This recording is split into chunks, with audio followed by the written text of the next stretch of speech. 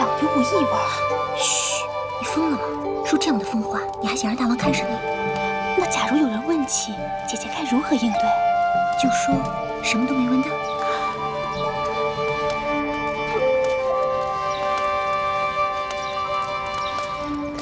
你等退下，后面的上前来。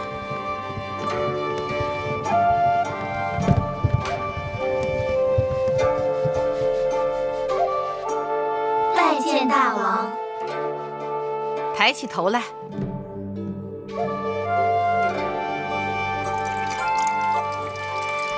你小女子尚蓉儿，拜见大王。何故离寡人那么远啊？大王神武，小女子敬服。上前来。再上前来。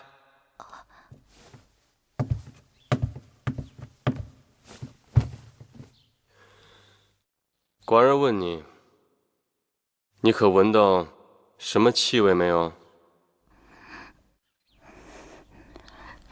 说话呀，闻到没有？香味儿，整个大殿都是熏香的气味。哼，还磨叽什么？别耽误了别人的好时辰，快走吧。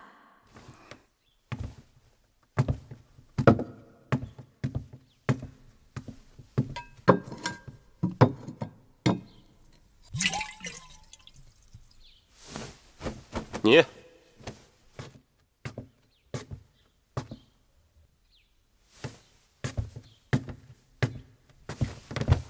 民女圆珠，洞庭人士，拜见大王。抬起头来。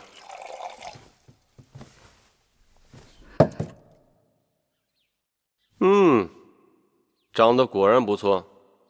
你老实的告诉寡人，你闻到了寡人身上什么气味没有？寡人身上的气味，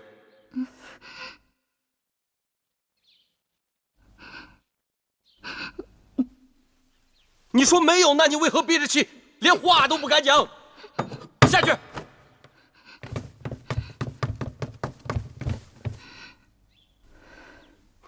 你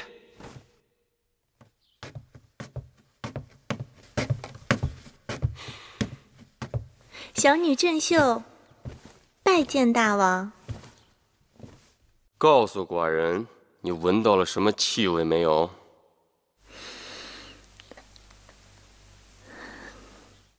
是的，小女子真真切切地闻到一股气味。闻到了什么气味？一种特殊的气味。特殊？一种大王身上独有的气宇轩昂、动人心魄的气味，一种让天下男人都黯然失色的气味。说得好，说得好！来，寡人身边来。是大王。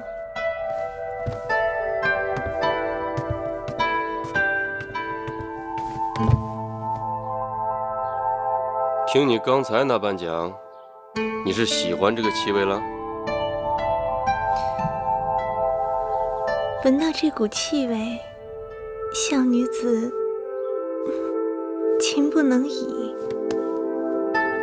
你当真喜欢吗？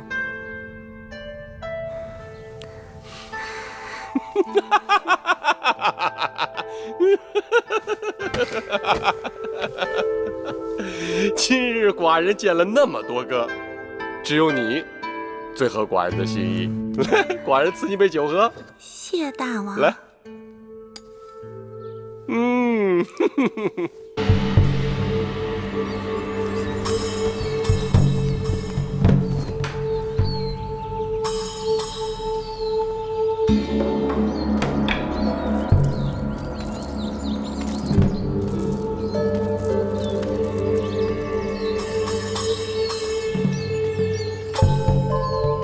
大王，这里青山绿水的，真是个好地方啊。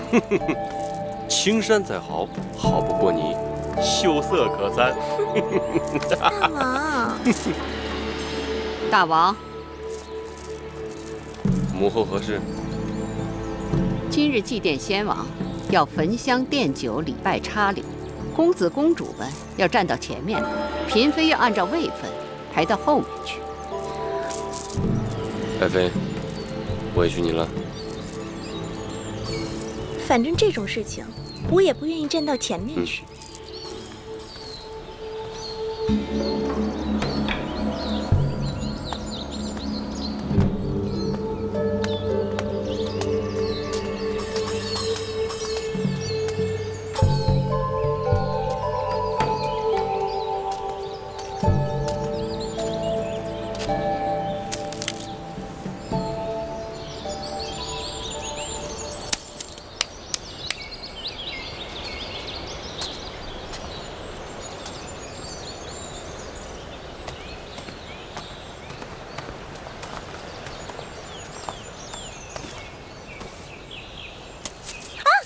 夫人怎么了？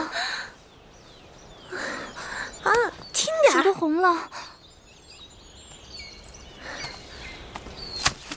你怎么了？我不知道被什么东西咬了一下，你看都成这样了。别怕，我有办法。好疼啊！夫人，您再忍忍。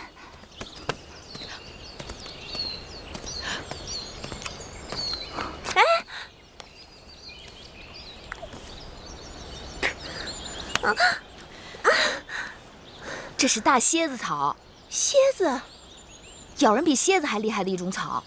当年我娘亲就是被这种草给害苦了。你娘亲也是宫里人呢？我娘亲是相妃，早就过世了。你也是公主？怎么穿成这样？在这种鬼地方？父王过世后，魏后罚我和弟弟在这里给父王守灵。好了，这草清热解毒，再过1-2个时辰，你的手就没事了。谢谢妹妹古道热肠，来日郑秀有机会，必会投桃报李。不用放在心上。大王祭礼，拜！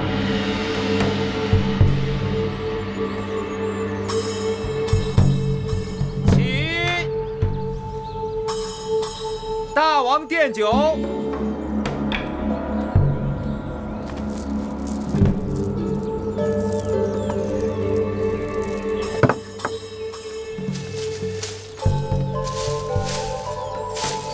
月妹妹，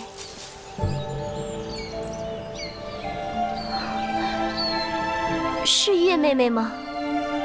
舒姐姐，月儿正想找你呢。月儿好久没有看到你了，月儿好想你啊。是啊，见你好难，我适才也到处找你呢。我刚好给一个面生的姐姐帮了点忙。那人是郑秀，这几年新晋的嫔妃中最受大王宠爱。去年生了位公子，大王将她提了南后的位分。不过母后很不喜她。宫中女子，除了你，有谁还能让魏后欢喜呢？宫中的姐妹也就属你最倔强，有的人可会讨母后欢心了。我正在尽力说服母后，让你和米荣回宫。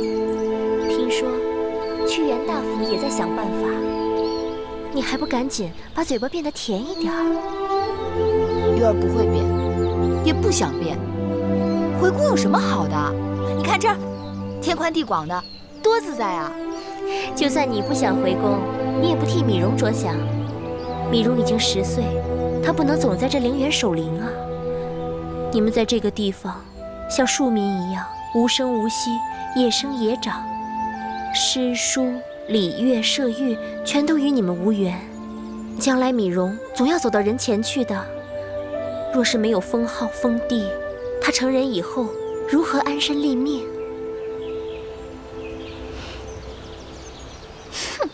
再拜。起！退！众公子祭灵。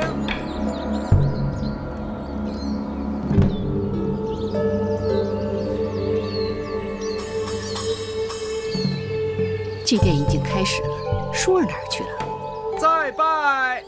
母后，婴儿适才看到有人硬把舒妹妹给叫走了。何人这样无礼，耽误了祭奠时辰？先王是要怪罪的。母后说的甚是，那人啊，本来就不曾受过教化，不知礼义廉耻。但婴儿最担心的是，万一他带坏了舒妹妹。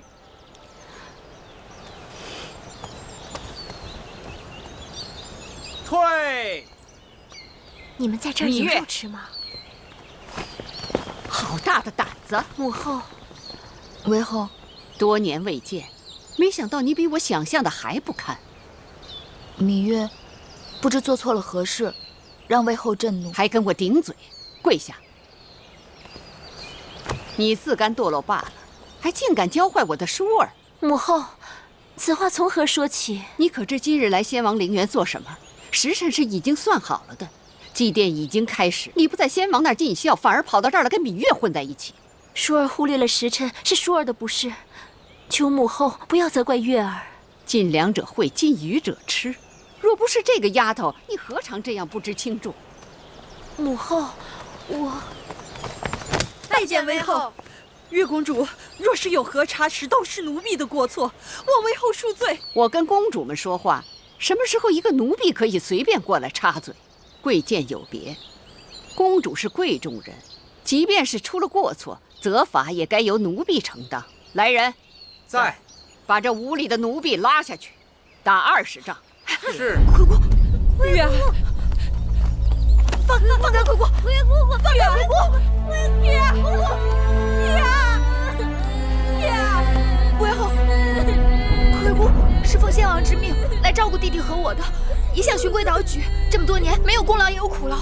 念在他年纪大了，受不起这20杖，望韦后饶过魁姑。母后，求你放过魁姑吧。即便是先王之命又如何？先王仙逝多年，那些曾在先王身边待过的阿猫阿狗，以为可以永远得到先王的庇荫？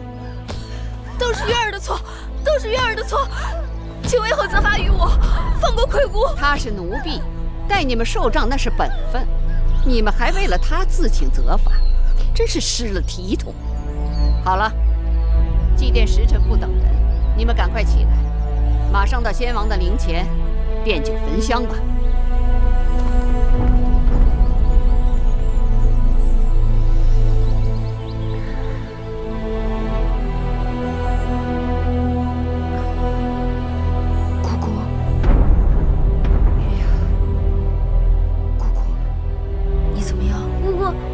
疼吗？放心吧，这20杖击杖之伤不会要了我的命。都怪我不好，连累姑姑挨打。傻孩子，这跟你有何干系？不管有没有理由，他都会给这个下马威，这叫杀威棒。我恨他。不，月儿，咱们现在要做的呀，不是恨，是忍。忍到几时？忍到我们回宫。那个女人，姑姑心里清楚，你娘亲和举姬都死在她的手里，她巴不得你们在这儿自生自灭。你们一定要抓住机会，让宗室朝臣们留意到你们还活着。只要能回宫，在宫里熬上几年，等蓉儿分封了，我们就能平平安安的跟她到封地去了。鱼儿明白了，为了蓉儿，为了我们大家，我一定忍。大王到！拜见大王。臣妾拜见大王。爱妃免礼，你可知道寡人有多想你？拜见大王。大王累了一天了，臣妾备了点薄酒，给大王解解乏。爱妃不忙。爱妃，你可知道？下去，下去。是。爱妃，自从上次你跟寡人游戏，捉住了寡人，即便是在朝堂之上，只要寡人想起了你，那都是心惊摇曳，难以自持。今夜换寡人来捉你如何？哎呀，大王，大王，你先别急，臣妾有些事情想问问你。快问，快问。臣妾问大王，你对芈月和她弟弟今后有何打算？今日真是奇怪，屈子来向寡人提议，想让那芈月、芈蓉回宫受教，母后呢就坚决不同意。现在你又来问寡人，为何呀？在陵园时，芈月曾帮助过臣妾。哦，臣妾觉得这件事情，母后就是太过于小气。听说芈月和她弟弟在陵园已经守了6、7年，就算是给先王守陵3年，这时间也够长的了吧？如果大王的骨肉手足长期流落在外，不受6艺之教，太失体统，传出去岂不成为世人的笑柄？爱妃所言极是，那就依爱妃的意思，让他们回来。大王这是答应了？答应了，答应了。大王重情重义，臣妾真是佩服得五体投地。等一会儿寡人捉到了你，自然会让你佩服的五体投地。来来来，给寡人蒙上。大王，你来抓我呀！哎、大王，我在这儿呢。大王，你快来呀！哎，哎，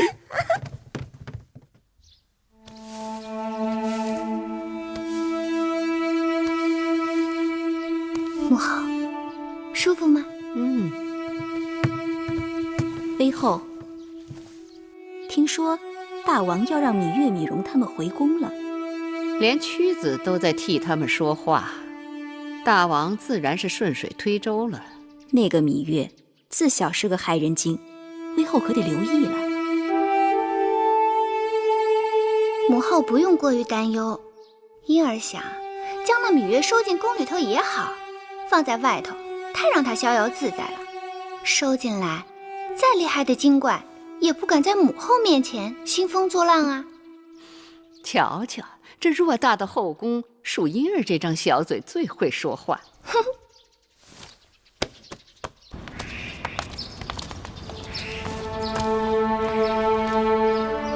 拜见为后。起来吧。大王有令，让你等回宫。芈蓉由魁宫侍候入住云梦台，芈月进高堂台给舒公主作伴。我思量你虽然不通琴棋书画，但粗活应当不错。以后记着，日日把这大殿的台阶给我清洗干净，然后拔草扫院子。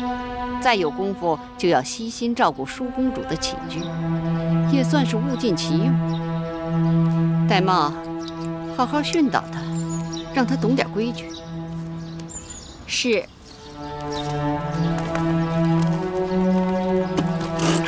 月儿，这擦地的活姑姑帮你干。回姑记性这么坏呀？才几日就忘了那顿杖责了？姑姑，你带蓉儿回去吧，这点活我干得了。月公主，在奴婢这儿可别想偷奸耍滑，好好干活吧。回去吧。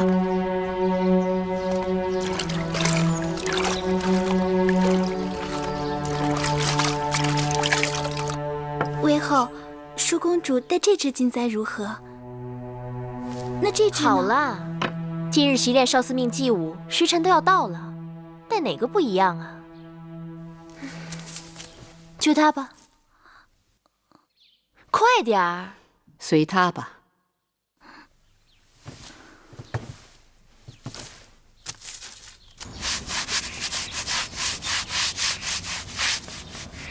月儿，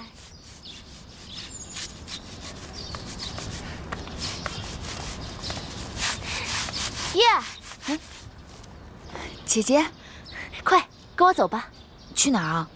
管他哪里，走就是了。快走。月公主，台阶擦干净了吗？已经很干净了。可上面明明还没擦。我说干净就干净了。舒公主，微后有旨，月公主不需要习练祭舞。那母后也没有下旨说月妹妹不许看本公主习练祭舞吧？走。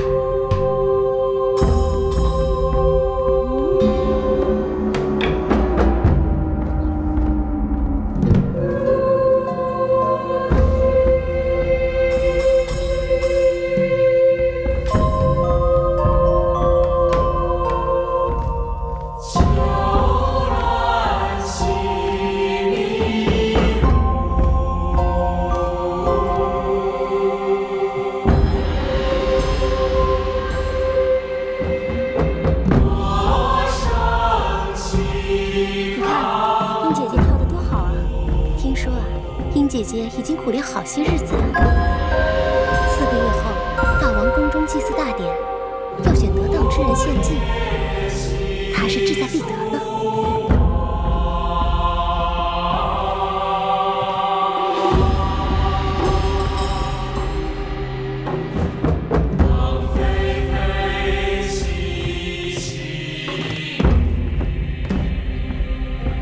好。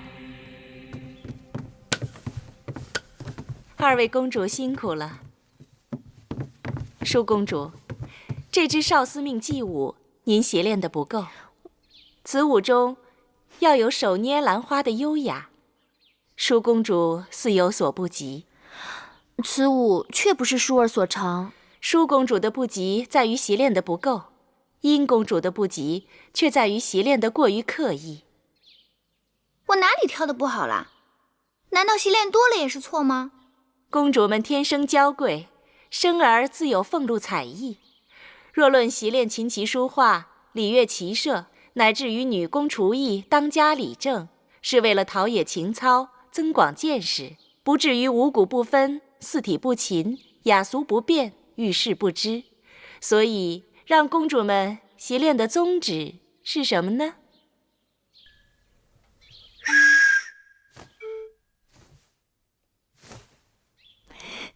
叶儿，他知道。他知道什么呀？诗书都没读过几句。你说。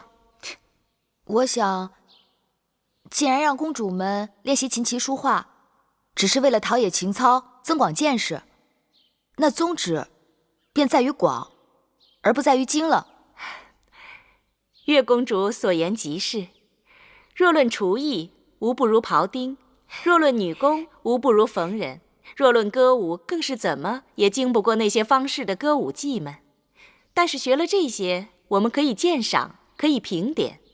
殷公主，您过于醉心这些墨道，未免买椟还珠。正声魏乐，原也不是君子所好。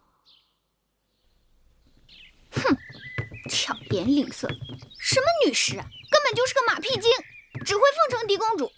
舒公主做什么都是楷模，舒公主跳得不好，也自会得其精髓。我明明比她好过很多，却成了买椟还珠了。公主，仔细脚下！贱婢，为何把本公主引到坑里？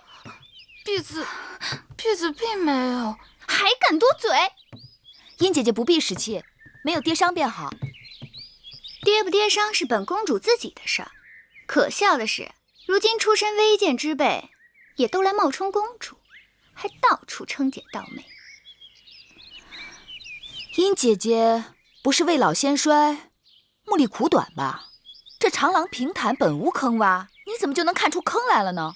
所以看人低矮猥琐也不足为怪了。月儿，姐姐，你们这儿好热闹啊，何事如此有趣？月儿听说殷姐姐近来贵体欠安，经常耳聋眼花，有病切勿耽搁，要找御医及早医治才是。月儿，杨灵台那边好热闹，陪我过去看看吧。看什么？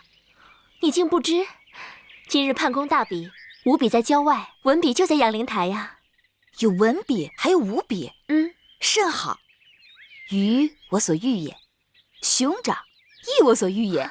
算了吧，这会儿要去郊外，太阳都要偏西了，还看什么舞比呀？陪我去阳灵台吧，走吧。走。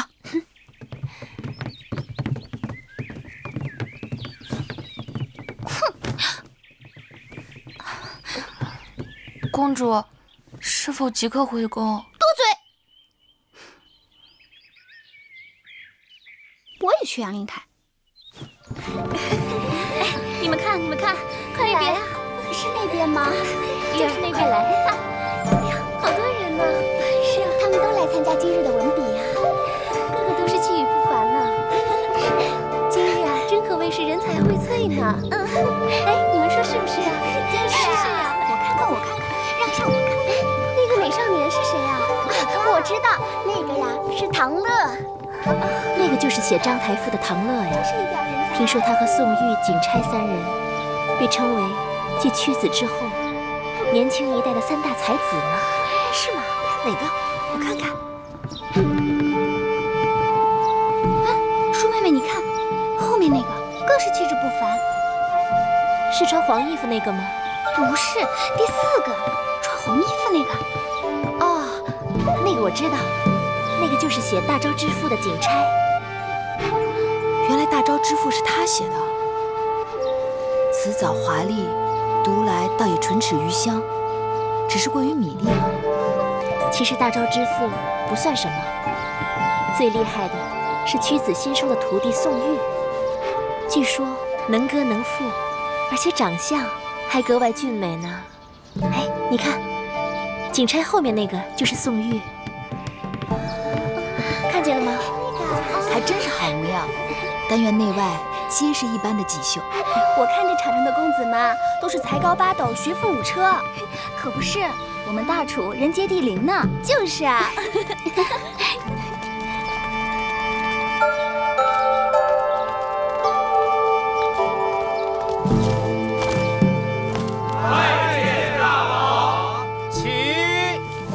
世子们倒也一个个都玉树临风的。爱妃春心动淫。大王，你拿臣妾打趣。知好色而慕少爱，男女皆是无分彼此。更何况是食色性也，爱妃无需害羞。大王真坏。男后是后宫楷模，理应非礼勿视，非礼勿言。母后教训的是，但臣妾是为宫中的那些公主们做打算呢。此话怎讲？宫中的公主们大多已行家姬之礼，故见君子云胡不喜。只是不知道这里面哪一位才是舒妹妹的君子啊？舒儿的君子怎会在这群人里？舒儿是嫡公主，将来必要嫁给一个国君的。听说这次5国使臣都要到郢都来，就是要跟我们楚国联姻的。大王，今日比文第1场，公子歇对公子乐，题目：不学诗，无以言。刚刚出场的那个世子是谁啊？可是东向而立之人。正是。那是当今才俊黄歇，太子的伴读，众世子中的佼佼者。孔子作诗300，分风雅颂3部，其中国风160篇，是学习各国语言和风俗的起步。行走列国，若是语言不通，以国风诗篇交流，已成常例。所以说，不学诗，无以言，便是如此。公子乐所言甚是，只是黄歇有一事不明。既然国风是诗中重中之重，为何列国习诗都先习宋？皇公子乐上的这唐乐也不错呀。对呀。习诗之所以先习宋，宋乃宗庙之礼。习宋之时，习礼仪，通音乐，做人以礼行天下。然后再是学雅，通晓周天子历代之功业，而知王朝兴废。更要紧的是，雅言是周成所用的语言，也是列国通用的官方语言。此后再学列国之风俗和语言，这便是习国风了。这样便可以点及面，一通百通。今日要论清新俊逸，品貌非凡，非他莫属。我觉得月儿适才还说殷姐姐耳聋眼花，此话可见有误啊。舒妹妹，好啦，我只听说黄歇文笔风流，潇洒倜傥，而且不光屈子推崇他，就连宫中的大臣们都很看重他的文采。屈子不在，这赛场上抢风头的尽是他的弟子。他在与不在有何区别？屈子游历五国，正在到处游说诸侯们搞合纵的。现在楚国里没有人比他的风头更劲了。依黄公子之言，这风雅颂的次第应该为颂在前，雅为后，风更次之。错，风以感发人之良心也。人心正而后有正论，风在前，雅在后。朋友正而后君臣正，故大雅次小雅；君德正而后成功，故颂次大雅。所以诗300篇中，雅颂皆起于风而次于风。哎呀，黄公子真是有学问啊！是人之有为啊！果然，百闻不如一见。今日比文，高手如云。月儿，依你之见，今日花落谁家啊？我不知道。黄公子人中翘楚，因而看，今日赢者，非他莫属。你那么稀罕他，我怎么就没觉出他的好呢？黄公子言之有理，但在下仍有一事不明。这从古至今，学子们为诗言志还是诗言情而争论不休，不知黄公子有何高见？在心为志，发言为诗，情动于中而行于言，言不足故嗟叹之。情即为志，志即为情，情志不可分家。受教。太厉害了，真厉害！黄公子果然学识渊博。就是呀。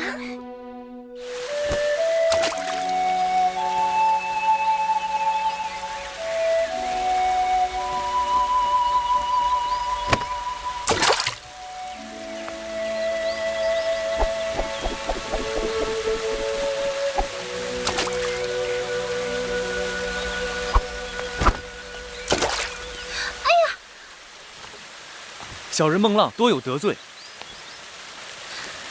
不知公子正在洗脸软鞭，迷因打扰了。本公主刚刚在这丢了个香囊，你可否看到？鄙人正打算离去，未见到公主的香囊。公子面熟，敢问姓名？在下太子伴读黄歇。啊，原来是公子歇。前日判公文笔，你一举夺魁，据说那些什么宋玉、景钗、唐乐都输得心服口服呢。总算不负屈夫子教诲。只是不负屈夫子吗？还有大王的主望。除了大王呢？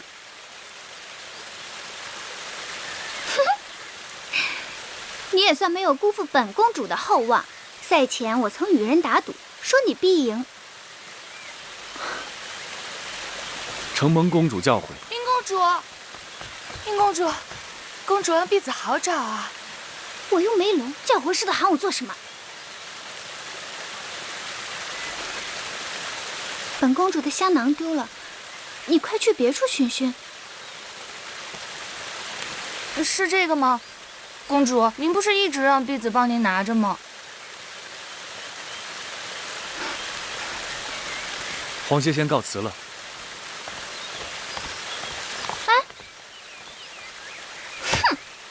是个呆子。公主，您是在训斥灵儿吗？你也配。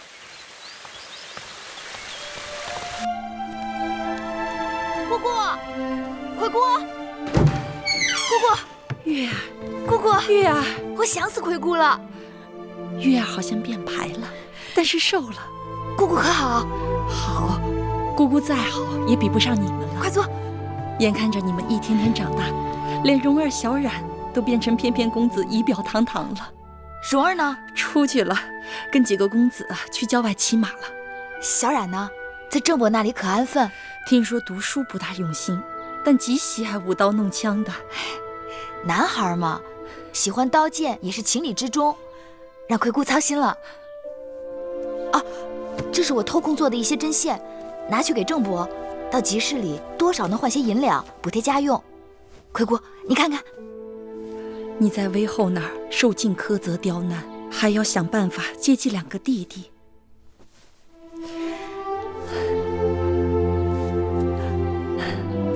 玉儿这针线是越做越好了。姑姑，你的眼睛怎么了？不碍事的，已经有些日子了，看什么呀，眼前都是雾蒙蒙的，大概是快入夏了，暑热闹的，一立秋就好了。我看看。姑姑，这是翳，是眼疾，你的眼睛里长翳了。人老了，不中用了。姑姑，你这是积劳成疾，是给累的。宫里常年克扣陵园的钱粮用度，若不是姑姑，爷爷苦熬做针线出售，我和我的2个弟弟早就被冻死饿死了。不必如此惊慌，姑姑的眼睛自己心里有数，不熬到你和2个弟弟长大成人，是不会瞎的。姑姑，你放心，我一定要想办法治好你的眼睛。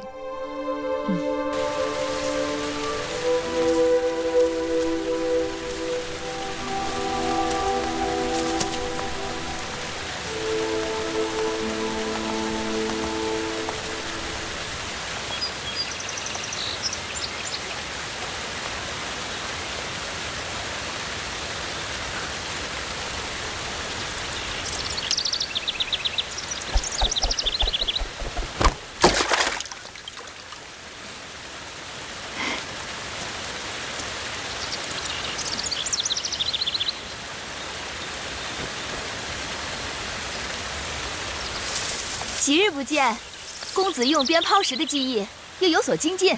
精进什么呀？跟师傅比，只有惭愧。急什么？总有一日徒儿会超过师傅。哎，你看这鞭如何？我看这手艺，像是宫中最好的工匠所为。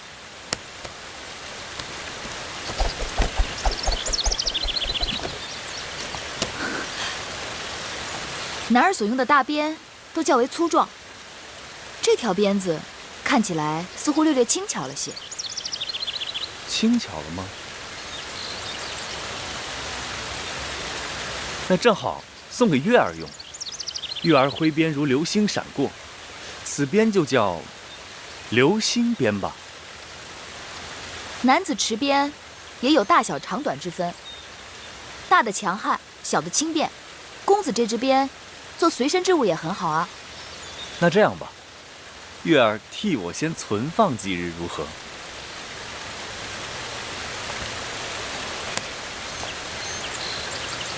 适才我见你在地上寻寻觅觅，不知你在寻觅些什么。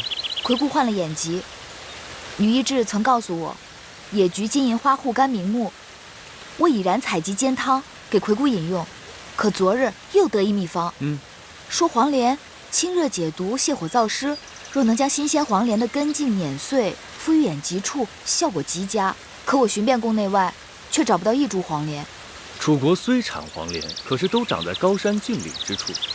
若要在这隐都寻到一株黄连，恐怕是难了。有一个地方，或许可以试试。哪儿？走。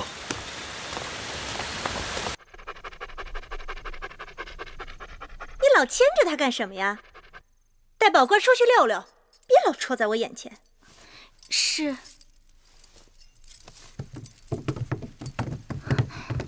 夫人，怎么样？打听到了吗？大王去哪儿了？大王在魏后那里用的晚膳，原本要来咱们兰柜台的，但魏后说赵姬怀孕，多日不适，硬是逼着大王去了赵姬处。昨日大王就去了赵姬处，今日又去，也不知道魏后收了赵姬那个小贱人多少好处孝敬，天天袒护他，处处与我作对。去，差人告诉大王说公子兰病了，我看他来不来。是。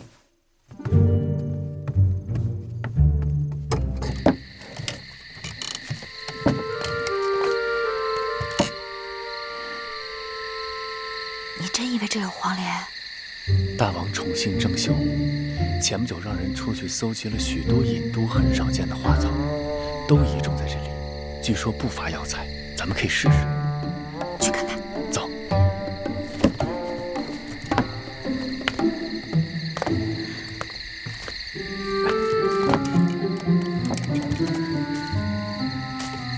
你看看，这园子里多少难得一见的兰花香草。可惜郑袖是个俗人，这些花栽在这儿真是白糟蹋了。夫人，魏后来了。怎么搞的？大王没来，他却来了。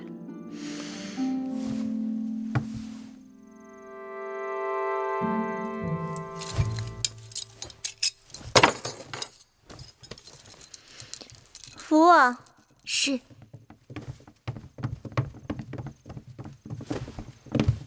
拜见魏后。拜见魏后。我听说公子兰病了，难道南后也病了？南后连日照顾公子，衣不解带，目不交结，心力交瘁。身为后宫嫔妃，就算儿女有疾，也要衣着鲜洁整齐，不可任意放纵，不顾妇容。母后教训的是，前几日母后教训臣妾，让臣妾动不轻狂，笑不露齿，衣着简朴。臣妾就是按照母后的意思做的呀。我说的是这意思吗？大王到！拜见大王。母后。大王，子兰病了，臣妾只顾悉心照顾孩子，蓬头垢面，实在有损嫔妃的身份，请大王恕罪。爱妃快快请起。大王，看着爱妃如此辛苦，寡人很是心痛。是谁说爱妃有罪啊？何罪之有？母后正在教训臣妾，是臣妾的不对。后宫佳丽众多，大王这等疼法，只怕是疼不过来吧？母后教训的对。本来听说大王要在赵姬处留宿，让大王这样匆匆赶来，臣妾的罪过就更大了。子兰到底病得如何？刚才让太医看过，子兰体弱容易积食，需要时时小心照料。带寡人看看去。大王请跟我来。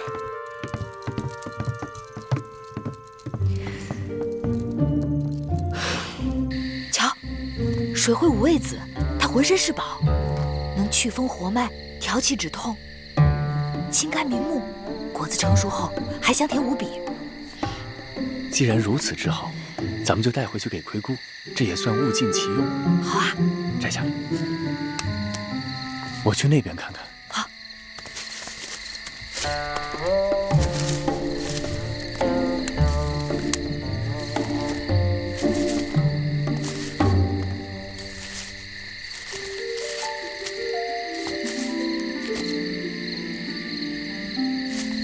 月儿，快来！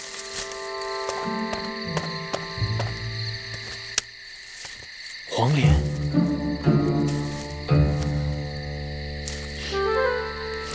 这叫梨，也叫野灰菜，可以做汤，可以烹菜。尽管它的叶子和黄连极为相像，但味道却是很鲜美的。月儿知道的真多。也许今日咱们白来了。再找找。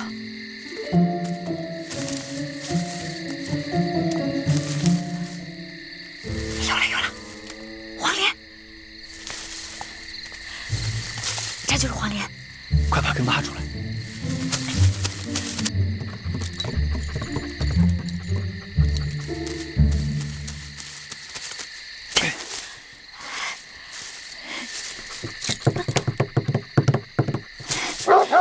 什么人？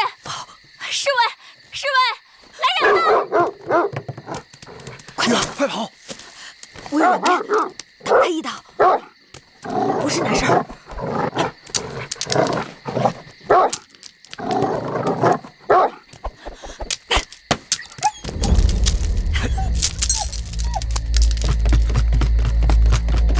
侍卫来了，被他们抓住可是大罪，快跑！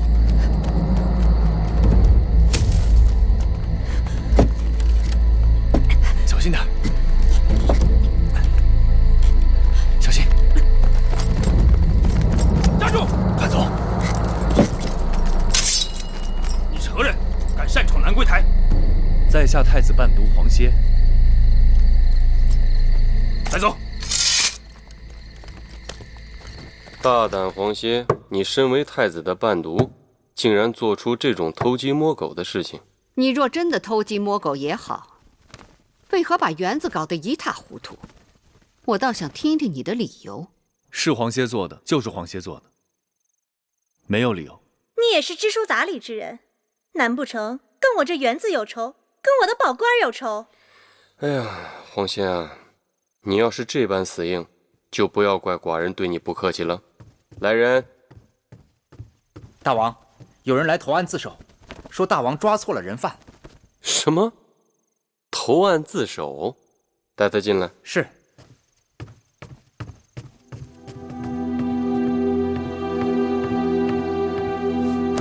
月儿，你来做什么？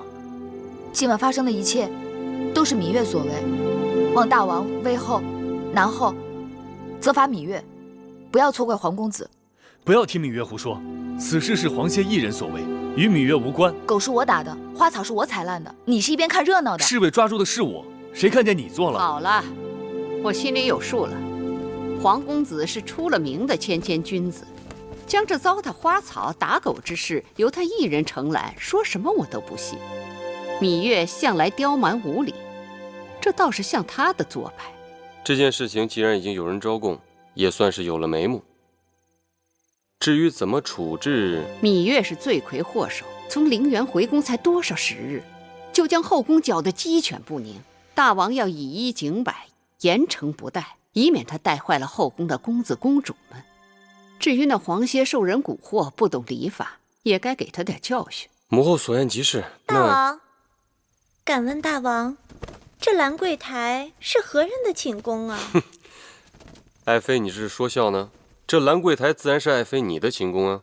那大王为什么不问问臣妾，该如何处置闯入自己寝宫的人呢？好，好，好，那我倒要问问，你想要如何处罚这闯入你寝宫的人呢？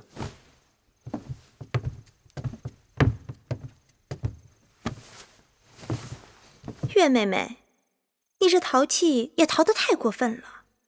我与你打赌，说你能不能神不知鬼不觉地闯入我的后花园摘我花草。我说不信，你不仅动真格的，还找来黄公子做帮手。然后你闯了这么大的祸，看我怎么罚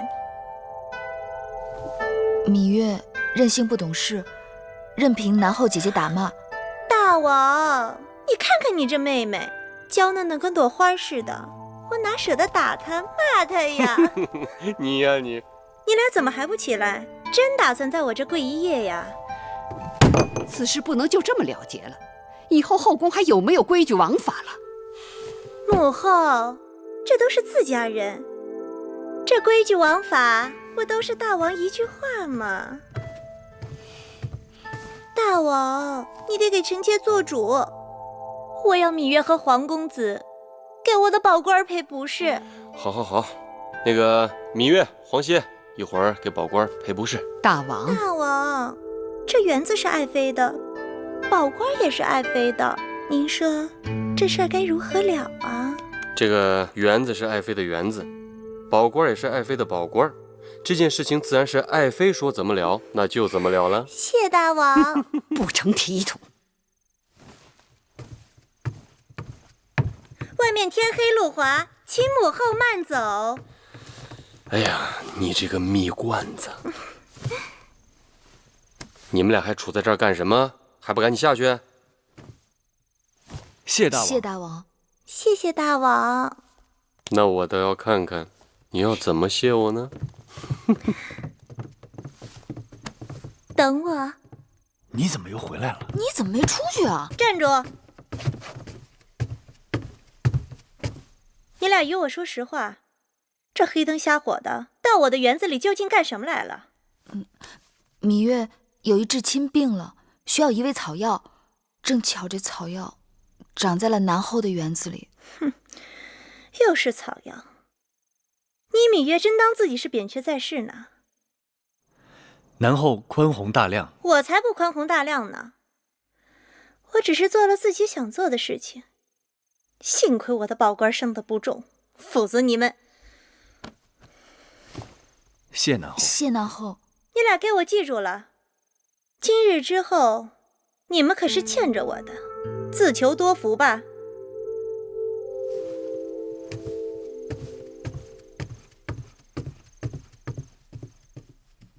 母后还在为昨日的事情苦恼吗？区区小事就不要再生气了。今日我叫你来，是听说五国使臣不久要到郢都，商议与楚国联姻之事。几个公主都到了出嫁的年纪，尤其是舒儿，她是你的亲妹妹，我们更应该为她早做些筹划。母后放心，舒儿的婚事，寡人从不敢掉以轻心。舒儿是我大楚的嫡公主。在寡人看来，想觅得家婿并不难。在这几国当中，韩国的韩侯已婚，齐国齐王年老而齐太子尚幼，都不合适。或许燕国的太子哙、魏国的太子赤，还有赵国的赵侯雍，可以斟酌取舍。燕国太远且暗弱，魏国在走下坡路，而且求婚的是太子，都不如直接嫁给诸侯王最为有利。说起来，赵侯雍是最好的备选。他15岁继位，如今20多岁，且赵国都城邯郸又是出了名的繁华绮丽。寡人也听闻，这个赵侯雍胸怀大志，才智惊人，在列国当中倾慕他的公主不在少数。当然，他们要想与舒儿比，那就是烛火之光与日月争辉了。再者说，列国之中，我楚国最强。试问有哪一国的国君太子不想娶我楚国的嫡公主为王后呢？还有几个刚行过家姬之礼的公主，我也有所打算。愿闻其详。公主芈音乖巧伶俐，平日在宫中对我也是恭敬顺从，或许可以嫁给魏太子赤、燕太子哙。母后所言在理。那其他几个公主呢？寡人记得有个公主叫芈京，还有昨晚闯祸的那个芈月。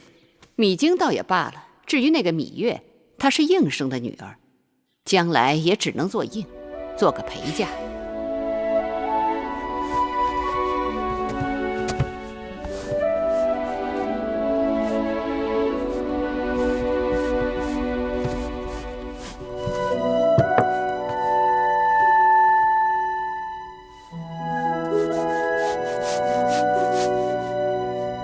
琴儿，去外面把月儿给我叫进来。是。月儿，快来！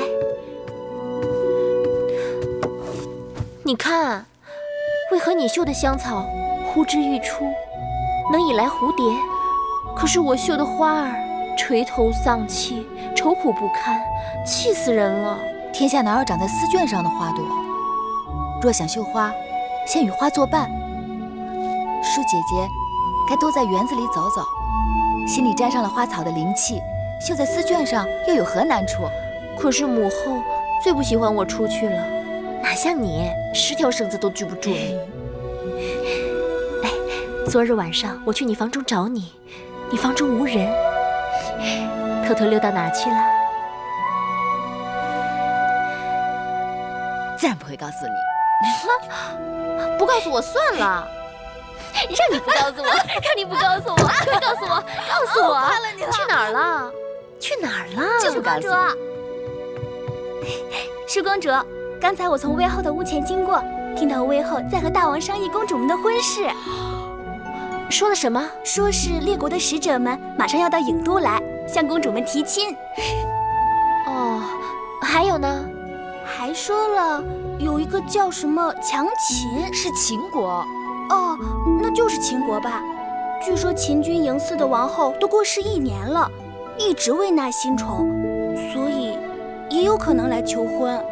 有人与我提起过秦国，说那里的人粗蛮彪悍，一个个如毛饮血，可怕极了。哦，还有西北的烈风，绝对不是我们楚国女子能忍受得了的。我听到的秦国可不是这样的。我听说秦人个个身形魁梧、高大、英勇善战。那你嫁到秦国去好啦。那说不定将来我们俩一块儿嫁过去了。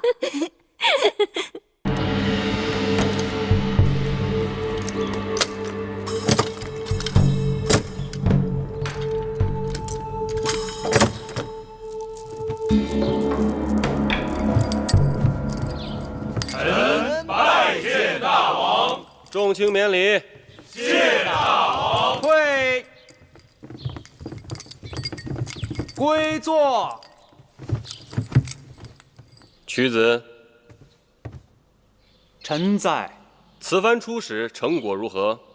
禀大王，臣此番出使已与列国达成协议，齐、燕、赵、魏、韩5国已经答应4个月后与我大楚在郢都举行会盟，并且各国都有意与我楚国联姻，一致推举由我楚国作为合纵长，共同联兵对付秦国。恭喜大王，贺喜大王！此番大王为合纵长，实是我楚国大扬国威之事。屈子实在有功，此番郢都之会就由屈子一手操办。臣遵旨。屈子快免礼。臣以为会盟之时，诸王齐聚郢都，屈子一人恐怕过于操劳。言之有理，那就劳烦令尹朝阳协同屈子。公尹昭居和大夫靳尚都办事谨慎，也可协同屈子。不知大王意下如何？屈子意下如何？臣以为靳尚大夫事务繁忙，公尹昭居一人辅助即可，请大王恩准。准。绿叶惜素枝，绿叶惜太素子枝。公子歇，门外有一公主要见你。月儿，月儿，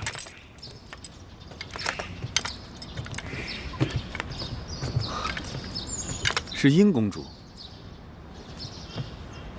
皇公子好久不见，别来无恙。感激殷公主挂牵，不知殷公主找子歇有何贵干？上次在后花园看到公子把玩软鞭，技艺娴熟，那软鞭更是模样稀罕，猜公子定是用鞭的行家里手。俗话说，好刀配好鞘，好马配好鞍。我这里有块上好的玉髓，如嵌在鞭柄上，正配得上公子的鞭子。你看看这块玉髓，是否合公子的意？这块玉髓是我母亲当年出嫁时的陪嫁。楚国尽管富庶，宫中宝物无数，但像这样好成色的玉髓却是不多见的。多谢殷公主厚爱，只是此物过于贵重，子歇绝不敢领受。更何况是你母亲所赐，理应珍惜，怎可随意送人？这也是本公主的一片心意。无功不受禄。太子还有事传唤，子歇先告辞了，多有得罪。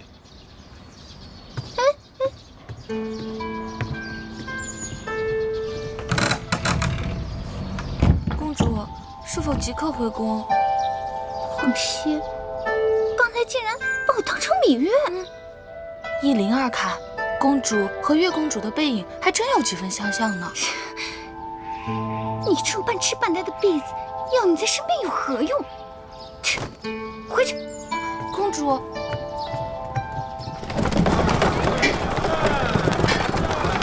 你又偷着跑出来跟我去看小玉，若让魏后知道了，说不定要怎么责罚。好不容易才弄到出宫服，等到下次又不知道是何年何月了。不过就是给永祥令白做2套衣服，什么何年何月？魁姑的眼疾，用药这些天可有好转了？大好了，好像突然看阳光都亮了许多，穿穿针引线，别提多顺手了。那就好。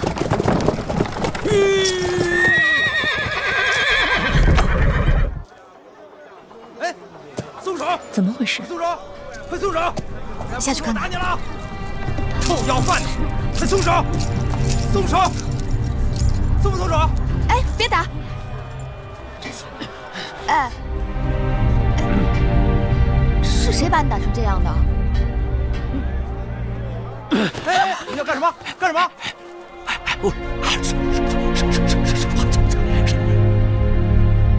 你舌头若不在，岂能说话？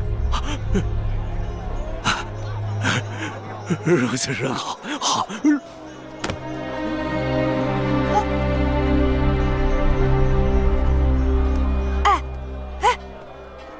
快姑，他是死了吗？死倒不至于，不过看这个人的样子，真怕是伤得不轻。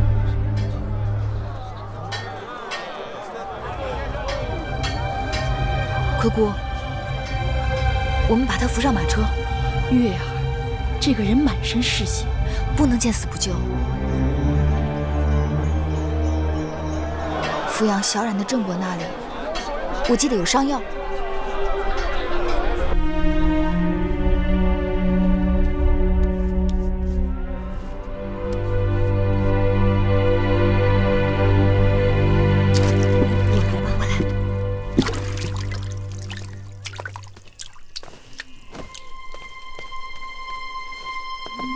郑伯，我又带了些绣品来。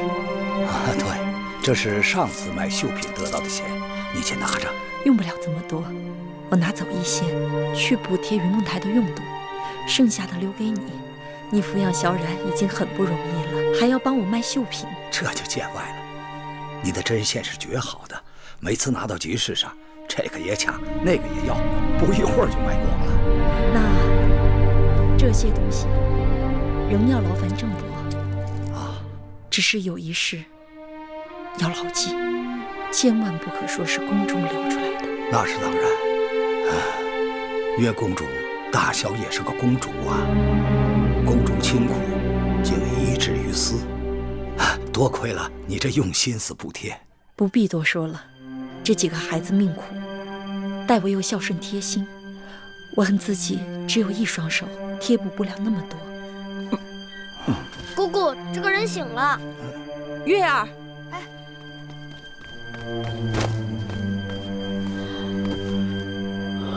先生是何人？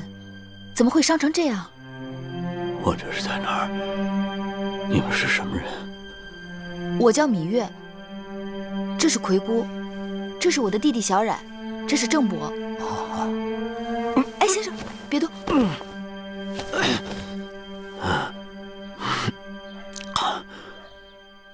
恕在下不能失礼了。不用不用，不用客气。先生，我们怎么称呼你啊？在下张仪。张仪。两位令尹朝阳门下的门客。朝阳丢了和氏璧，因我医伤寒酸，应赖我偷盗，百般拷打。谁料到张仪本是个绝世之才，我一块破石头差点丢了性命。和氏璧，就是那个自生泥光，冬如暖炉，夏如冰，能护身辟邪的至宝。你们觉得它是个宝物，在我眼里一文不值。窃钩者诛，窃国者侯。同为偷盗，却有大小之分与礼数之分。都知道朝阳心胸狭窄，为人多疑，触怒了他就如同找死。何况世人都是先敬罗衫后敬人。张子受了委屈，不如在这里暂时栖身养伤。是啊，我张仪身无分文。你看我们像有钱人吗？不过先生的衣裳实在过于褴褛，我和葵姑倒是可以为先生做件新衣。一件衣裳难死了张仪呀！我本打算凭着真本事来打天下，如今我清楚了，大征之时，人心险恶，能随机应变，能屈能弯，方有胜算。老天有眼啊，还给我留了一条3寸不烂之舌。凭他，今后我一定说出个天下。说出个天下。姑姑，这个人大约是被打傻了，坏了脑子，所以他才比别人更可怜。月儿，时辰不早了，咱们也该回宫了。好。